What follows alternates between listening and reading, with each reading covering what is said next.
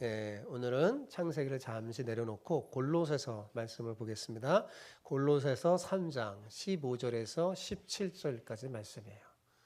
골로새서 3장 15절에서 17절. 자, 짧은 성경 말씀이니까 같이 한 목소리로 천천히 읽어볼까요? 시작. 그리스도의 평강이 너희 마음을 주장하게 하라. 너희는 평강을 위하여 한 몸으로 부르심을 받았나니 너희는 또한 감사하는 자가 되라. 그리스도의 말씀이 너희 속에 풍성히 거하여 모든 지혜로 피차 가르치며 권면하고 시와 찬송과 신령한 노래를 부르며 감사하는 마음으로 하나님을 찬양하고 또 무엇을 하든지 말에나 일에나 다 주 예수의 이름으로 하고 그를 힘입어 하나님 아버지께 감사하라. 아멘. 오늘은 감사하는 자가 되라 라는 말씀으로 은혜를 나누고자 합니다. 여러분, 우리는 살면서 일이 잘 안 풀리거나 또 뜻밖의 어려움을 겪으면 어떻습니까? 솔직히 원망하고 불평부터 먼저 나오죠. 왜 나한테 이런 일이 생기는 걸까 하면서 말입니다. 그런데 이상하게도 그런 힘든 상황 속에서도 오히려 감사를 선택하는 사람들이 있습니다. 그들이 누굴까요? 바로 그리스도인입니다. 여러분, 성경이 말하는 진짜 그리스도인은 좋은 일이 있을 때만 감사하는 사람이 아니라 어려움 속에서도 하나님께 감사할 줄 아는 사람이에요. 여러분, 이들은 모든 것이 합력하여 선을 이루는, 결국 하나님의 선한 열매를 맺게 하시는 그 하나님을 굳게 믿습니다. 그렇습니다. 여러분, 감사는요 그리스도인의 표지예요. 감사가 뭐라고요? 그리스도인의 표지. 오늘 본문 말씀은 우리에게 아주 분명하게 명령합니다. 감사하는 사람이 되라라고 말입니다. 왜 감사가 중요할까요? 바로 감사는 세상 사람과 그리스도인을 구별하는 중요한 표지이기 때문에 그렇습니다. 마음에 하나님이 없는 사람은 고난 가운데 절대로 감사할 수 없어요. 그런데 마음에 하나님이 계신 사람은요, 어떤 어려움이 만나도 감사함으로 이겨낼 수 있어요. 지금 아마 여러분 가운데 이렇게 생각하시는 분도 계실지 모르겠어요. 아니, 목사님, 창세기 말씀은 전하지 않으시고 갑자기 왜 감사의 말씀을 전하시지? 추수감사절은 다음 주 아닌가?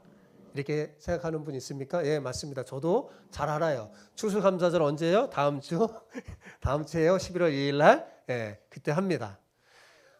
그런데도 불구하고 제가 왜 감사의 말씀을 전하느냐? 예, 그것은 우리가 다음 주에 하나님 앞에 드릴 추수감사절을 정말 잘 지키기 위해서입니다. 미리 우리의 마음을 잘 점검해서 하나님이 원하시는 진짜 감사하는 사람이 되어서 기쁜 마음으로 절기를 드리고 싶은 겁니다. 자, 옆에 계신 분과 이렇게 축복하며 인사해 봅시다. 우리 어떤 일을 만나도 감사함으로 세상 속에서 그리스도인의 참모습을 보여줍시다. 합쳐서 한번 해볼까요? 시작. 우리 어떤 일을 만나도 감사함으로 세상 속에서 그리스도인의 참모습을 보여줍시다. 아멘. 예. 그리스도인의 참모습 가운데 하나가 뭐예요? 감사하는 사람이에요. 감사하는 것. 자, 오늘 본문을 잘 살펴보면 이 감사라는 단어가 3중으로 강조되어 있다는 것을 알 수 있습니다. 자, 본문을 다시 천천히 읽어볼까요? 본문을 다시 저와 함께 천천히 읽어봅시다. 자, 본문 시작. 그리스도의 평강이 너희 마음을 주장하게 하라. 너희는 평강을 위하여 한 몸으로 부르심을 받았나니 너희는 또한 감사하는 자가 되라. 그리스도의 말씀이 너희 속에 풍성히 거하여 모든 죄로 피차 가르치며 권면하고 시와 찬송과 신령한 노래를 부르며 감사하는 마음으로 하나님을 찬양하고 또 무엇을 하든지 말에나 일에나 다 주 예수의 이름으로 하고 그를 힘입어 하나님 아버지께 감사하라. 어때요? 15절에 보니까 감사하는 자가 되라. 또 16절에는 감사하는 마음으로, 17절에는 감사하라. 이 짧은 구절에 감사가 삼중적으로 강조되어 있죠. 예. 감사하는 삶이 우리 그리스도인에게 얼마나 중요하고 복된 것인지 여러분 알겠습니까? 여러분, 그러니까 감사는 해도 되고 안 해도 되는 선택이 아니에요. 그리스도인이라면 반드시 어떻게 해요? 해야 하는 그런 필수 사항입니다. 오늘 본문이 바로 그것을 증명하고 있죠. 본문을 자세히 보세요. 감사가 들어있는 문정들은 다 명령형으로 기록되어 있음을 알 수 있습니다. 그냥 감사가 이렇게 삼중으로 강조된 게 아니라 들어가 있는 게 뭐로 기록되어 있다고요? 명령형으로. 감사하는 자가 되라. 감사하는 마음으로 하나님을 찬양하고, 그것도 뭐예요? 감사하는 마음으로 하나님을 찬양하라, 그런 말이에요. 그리고 하나님 아버지께 감사하라. 분명히 다 어떻게 되어 있어요? 뭘로 기록되어 있어요? 명령형으로 기록되어 있음을 알 수 있습니다. 이건 무슨 뜻일까요? 감사는 우리가 해도 되고 안 하고 되는 선택사항이 아니라는 거죠. 그리스도인이라면 반드시 해야 할 필수 사항이자 하나님의 명령입니다. 감사는 뭐예요? 하나님의 명령이에요. 우리는 보통 명령하면 괜히 마음이 무겁고 부담을 느끼기 쉽습니다. 왜 그러냐면 세상에서의 경험이 그렇게 만드는 거예요. 세상에서의 명령은 대부분 명령하는 사람만 배불리고 그 명령을 따르는 사람들이 고생하는 경우가 대부분입니다. 하지만 여러분, 하나님의 명령은 차원이 달라요. 하나님의 명령은요, 그 명령을 따르는 사람에게 복이 됩니다. 성경을 읽다가 그러니까 여러분, 명령이 나오잖아요. 특히 하나님의 명령이 나오면 그냥 지나치지 마세요. 밑줄을 딱 긋고, 야, 이것이 나에게 주시는 하나님의 복이구나 하고 그것을 자신의 것으로 삼아 그대로 순종하시기 바랍니다. 그러면 순종이 전부 여러분에게 복이 될 거예요. 여러분, 하나님은 그냥 명령하시는 분이 아니에요.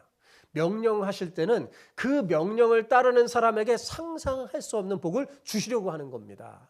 하나님은 우리에게 가장 좋은 것을 주시려고 하실 때 자꾸만 명령하세요. 그러니 지혜로운 사람은요, 하나님이 명령하시면요, 귀를 쫑긋 세우고 아멘하고 기쁨으로 받고 순종합니다. 이 자리에 계신 여러분 모두 그 지혜롭고 복된 주인공 다 되시기를 주의 이름으로 축복합니다.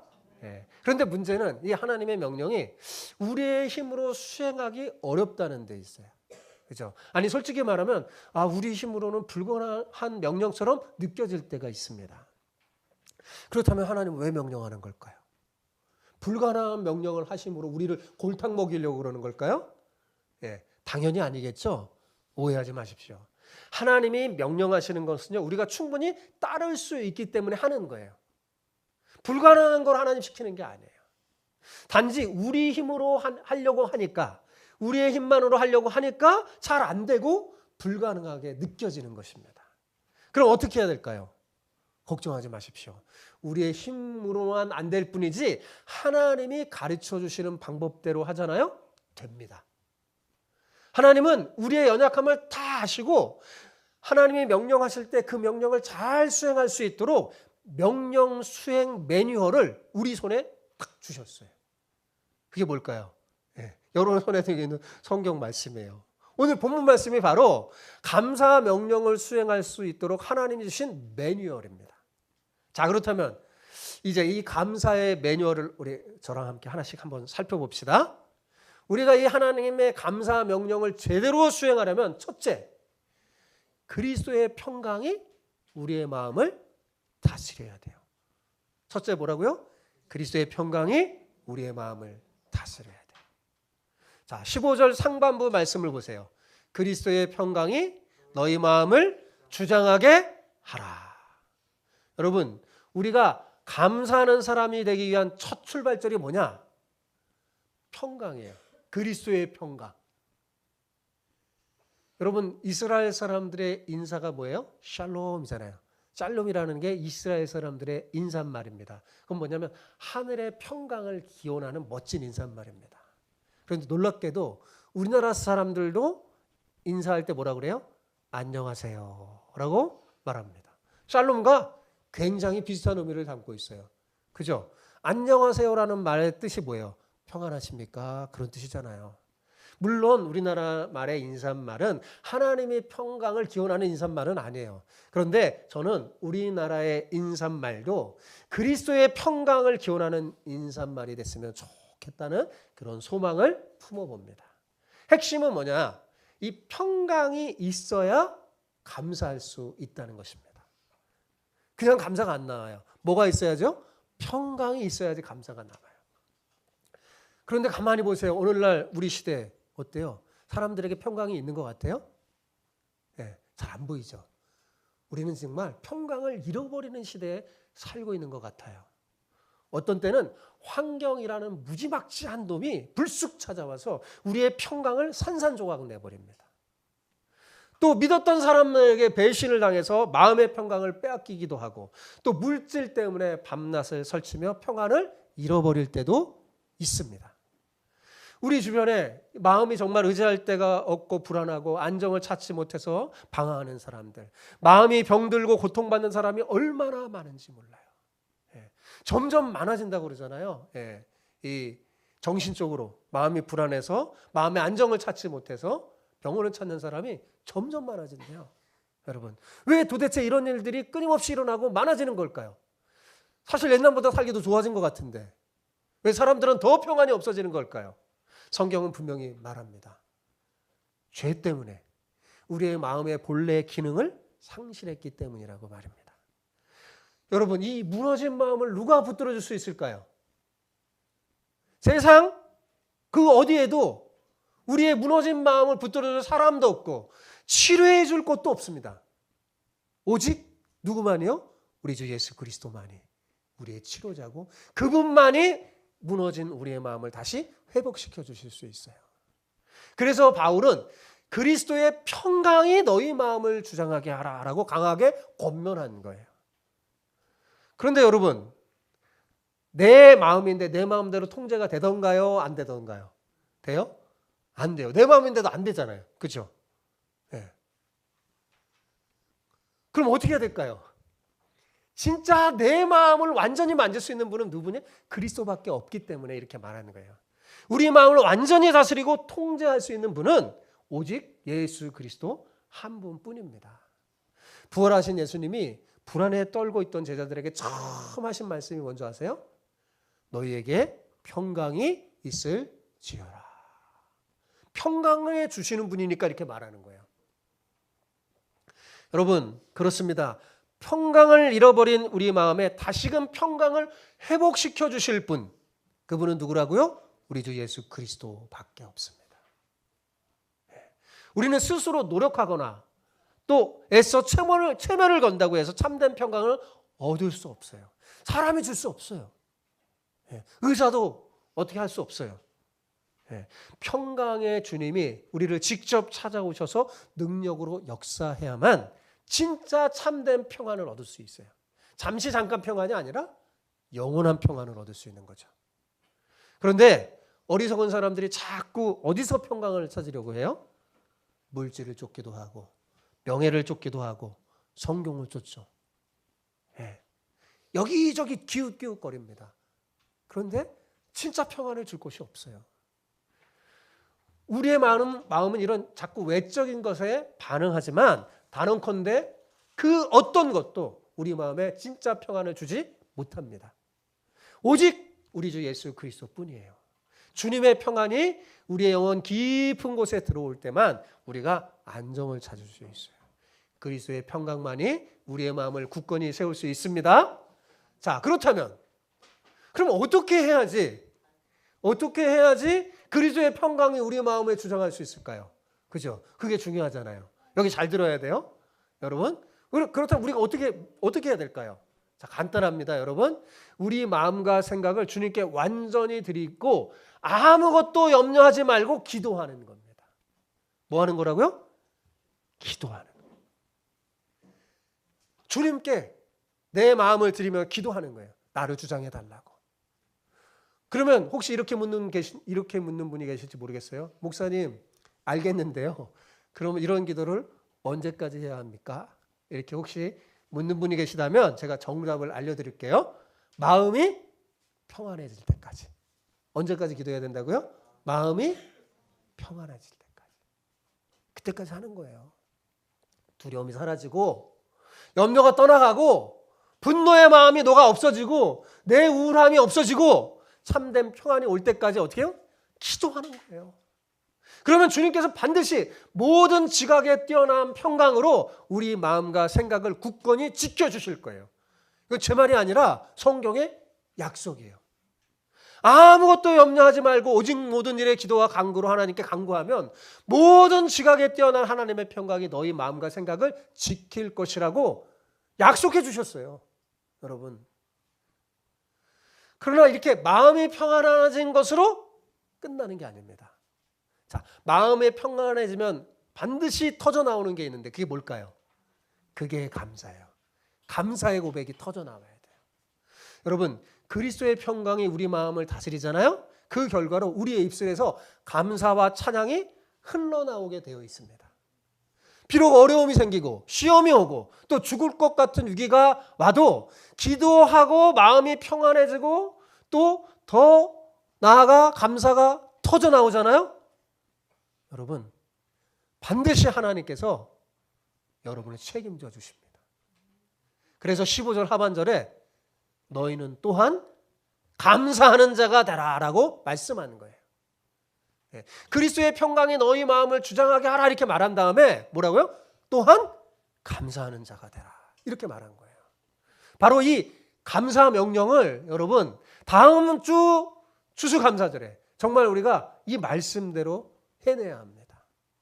올해 우리에게 어려운 일, 힘든 일 참 많았고 여러분 앞으로도 그런 고난이 예상됩니다. 그러나 그럼에도 불구하고 우리는 뭐가 돼야 돼요? 감사하는 자가 되시기 바랍니다. 네. 사랑하는 성도 여러분, 우리가 해야 할 일은 어렵고 힘들지라도 계속해서 감사하고 또 감사하는 사람이 되는 것이 중요해요. 왜냐하면 우리가 감사할 때 하나님께서 우리의 인생을 어떻게 해요? 직접 책임져 주시기 때문입니다. 여러분 성경 전체를 통해서 관통하는 중요한 메시지 중에 하나가 뭔지 아세요? 그것은 하나님께서 감사하는 자에게 복 위에 복을 더하여 주신다는 사실입니다. 우리에게 하나님께서 얼마나 우리에게 복을 주시기 원하셨으면 하나님께서 절기까지 정하면서 우리에게 감사하라고 하실까요? 하나님은 우리가 하나님의 복이 없이는 살 수 없는 존재라는 걸 잘 알고 계세요. 이를 너무나 잘 아시는 하나님께서 우리에게 복이 필요하니까 그 복을 누리며 살 수 있도록 추수감사절이라는 기회를 주신 거예요. 우리에게 하나님의 은혜가 필요하다면 더 감사하시기 바랍니다. 기억하십시오. 불평과 원망은 복을 깎아내리고 망하게 하지만 감사는 하나님의 복을 끌어다니는 자석과 같아요. 그러므로 추수감사절을 절대로 형식적으로 지켜서는 안 됩니다. 그래서 제가 오늘 감사절 설교를 하는 거예요. 형식적인 감사는 사실 망하는 길이나 다름없어요. 우리가 형식적으로 감사하고 감사절을 지키면 하나님 아실까요? 모를까요? 다 알아요. 더 기분 나빠요. 그죠? 형식적인 감사는 더. 예. 여러분 출애굽기 23장 15절을 보세요. 하나님께서 이스라엘 백성에게 세 가지 절기를 명령하면서 아주 엄하게 말씀합니다. 어떻게 해요? 빈손으로 내 앞에 나오지 말지니라. 여러분 참 하나님답지 않은 말씀 같지 않아요? 예? 어떤 분들은 야 하나님이 재물이 부족해서 그러나? 예, 생각할 수 있지만 절대로 그런 게 아니겠죠. 왜냐하면 하나님은 우리에게 모든 것을 주시는 분이시고 모든 것의 주인이잖아요. 그죠? 그런데도 왜 빈손으로 오지 말라고 하신 걸까요? 그것은 하나님 자신을 위한 게 아니라 복을 주시기 위해서 그렇습니다. 복을 주시기 위해서. 우리가 혹시 감사의 절기를 적당히 마지못해 형식적으로 지켜서 복을 받지 못할까 봐 하나님께서는 아주 엄하게 말씀하시는 거예요. 감사할 거리를 가지고 와서 진심으로 감사하라는 거죠. 감사하라는 거죠. 둘째, 우리가 이 하나님의 명령을 제대로 수용하려면 그리스도의 말씀을 우리 속에 풍성이 거하게 해야 합니다. 우리가 그리스도의 평강을 누리고 감사하는 자가 되기 위해 가장 중요한 게 뭐냐? 바로 그리스도의 말씀을 자꾸 내 속에 풍성히 거하는 거예요. 세상에 여러 가지 말들 가득하게 막 들려오잖아요. 막 여러분에게 막 들려오는데 가장 여러분의 마음속에 가득 채워야 될 게 뭐라고요? 그리스도의 말씀. 예. 자, 16절 다시 읽어볼까요? 16절 시작. 그리스도의 말씀이 너희 속에 풍성히 거하여 모든 지혜로 피차 가르치며 권면하고 시와 찬송과 신령한 노래를 부르며 감사하는 마음으로 하나님을 찬양하고. 예, 지금 우리는 육적인 양식은 넘쳐나서 다이어트까지 하는 시대예요. 그죠? 돈을 주고도 다이어트를 해요. 넘쳐나요, 육적인 양식은. 근데 영적인 양식은 텅 비어서 쓰러질 지경입니다. 사람은 밥으로만 사는 존재가 아니에요. 성경은 분명히 말했어요. 인간은 밥으로만 사는 게 아니라 하나님의 말씀으로 사는 존재라고요. 하나님 말씀 없이는 사실은 살 수 없는 존재예요. 바울은 그리스도의 말씀이 우리 속에 풍성히 거하라고 했어요.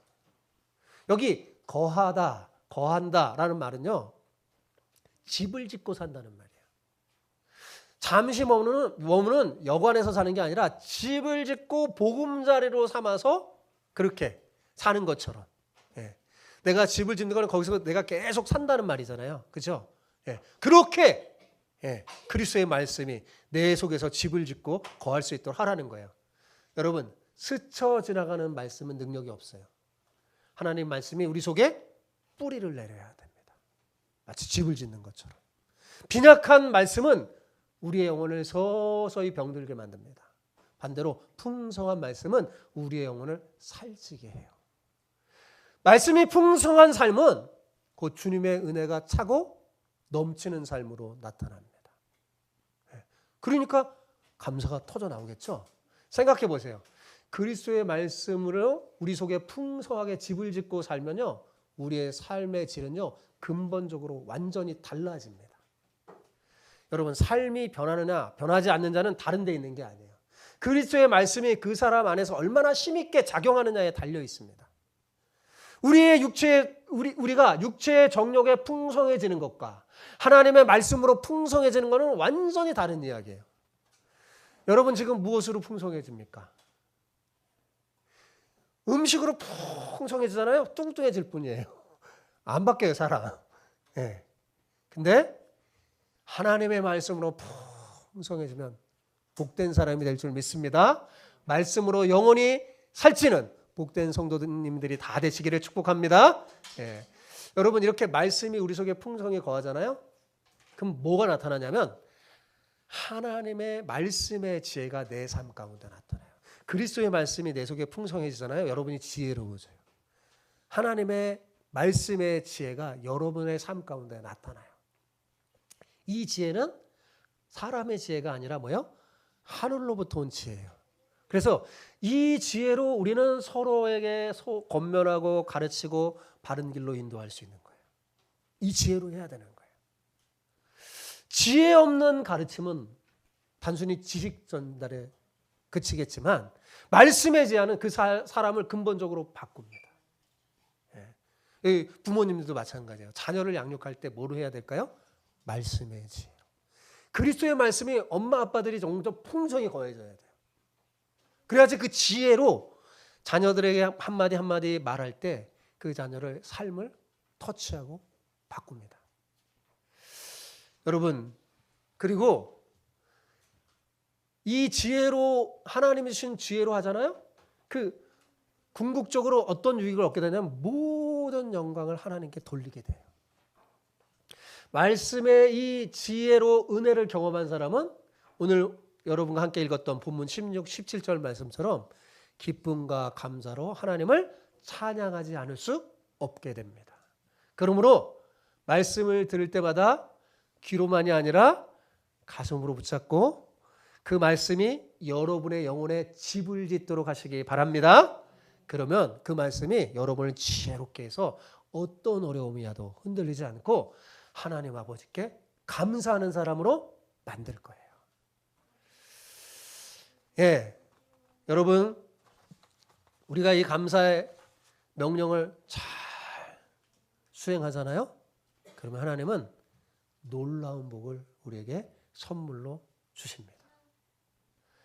감사는 마치 더하기와 같아요.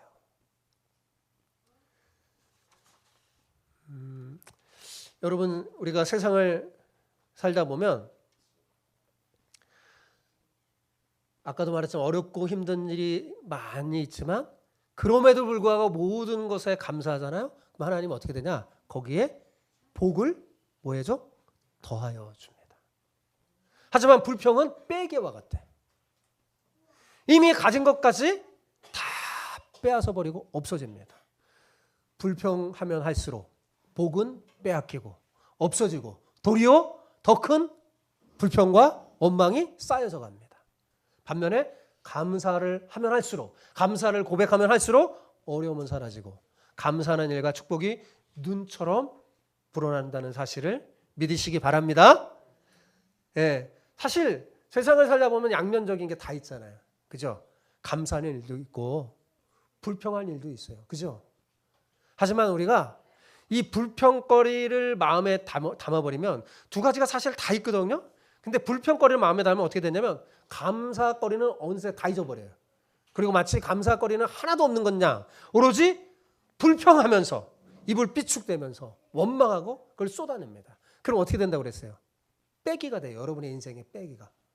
복이 사라져버려요. 반대로 감사할 거리를 마음에 담으면 감사를 여러분이 선택하잖아요. 불평거리가 사라져버립니다. 마치 불평거리는 처음부터 없는 것처럼 오직 감사거리만 있는 듯 하나님 앞에 감사와 찬양이 우리 입술 속에 터져 나오는 거예요. 그 사람이 정말 복된 사람이고 그리스도인이야말로 그런 사람이 돼야 합니다. 더 놀라운 것은 그 불평 대신 감사를 택해서 마음에 담잖아요. 하나님은 그 불평거리를 축복의 재료로 삼아 우리 손에 들려주신다는 사실입니다. 사랑하는 성도 여러분, 지금 당장 문제가 아무리 여러분 크게 보여도 그것 때문에 감사를 가려서는 안 됩니다. 예. 하나님의 은혜와 사랑을 잊지 마세요. 아까 찬양에 뭐라고 그랬어요? 세상 풍파 우리를 덮쳐서 흔들거려도 받은 복을 어떻게 해요? 세어보아라 그랬잖아요. 세어보다 보면 감사거리가 엄청 많다는 것을 알게 될 겁니다. 힘들수록 어려울 수도 오히려 더 애써 감사거리를 찾아보는 여러분 되시기 바랍니다. 자, 이제 말씀을 잘 정리하겠어요. 다 했어요. 오늘 말씀처럼 여러분 먼저 그리스도의 평강이 여러분의 마음을 다스리게 하십시오. 그러면 어떻게 해야 된다고 그래요? 어떻게 해야 한다고 그랬어요? 아무것도 염려하지 말고 모든 것 주님께 맡기고 뭐예요? 기도해야 돼요. 그죠? 기도. 어느 때까지? 평강을 얻을 때까지. 예. 그래서 그리스도의 평강이 여러분의 마음을 다스리게 하세요. 그리고 두 번째로 뭐 하라고 그랬어요? 그리스도의 말씀을 우리 마음에 풍성히 거하도록 하십시오. 그럼 뭐가 생긴다고요? 하늘의 지혜가 생깁니다. 그리고 무엇을 하든지 말에나 일에나 다 주 예수 그리스도의 이름으로 하고 그를 힘입어 하나님 앞에 감사하는 사람 되십시오. 그러면 하나님께서는 어렵고 힘든 그 상황을 도리어 축복의 재료로 삼아서 여러분이 상상하지 못하는 놀라운 복을 여러분의 손에 들려줄 거예요.